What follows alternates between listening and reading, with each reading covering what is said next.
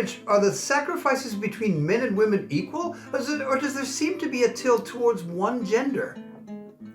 Larry and I were visiting Stirling Castle in Scotland, and it struck me how different the expectations were between husbands and wives of that period in history.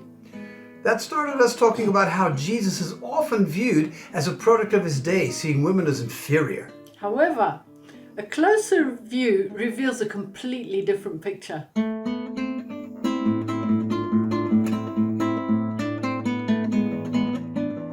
So what does sacrifice in marriage look like to you?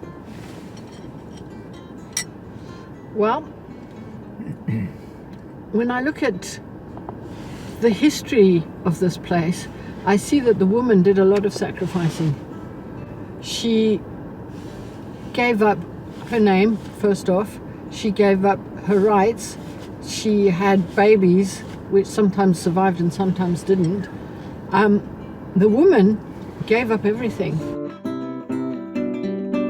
What I see in sacrificial love, the way God ordained it, is that man, in the form of Jesus Christ, as our role model, he gave up his life for the church, which turns the whole thing on its head.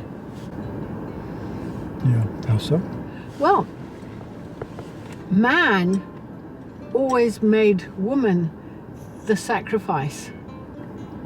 But Jesus, when he came, turned it around and said, no, man, the husband, sacrifices for his bride, the church. It's all the other way around. And it's interesting that he did it at a time when the social customs were very misogynistic.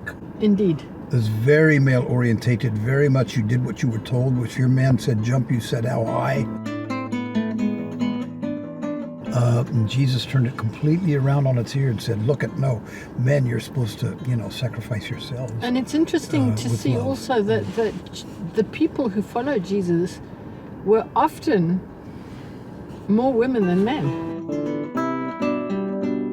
There were men. I mean, there were the 12 disciples, and they were with him all the time.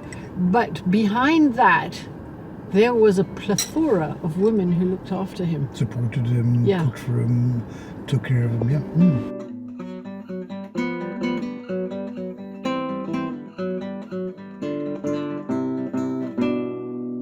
An interesting viewpoint from Judy, that Jesus turned the attitudes of the day upside down, honoring women. I wouldn't have wanted to be one of those women in those medieval times.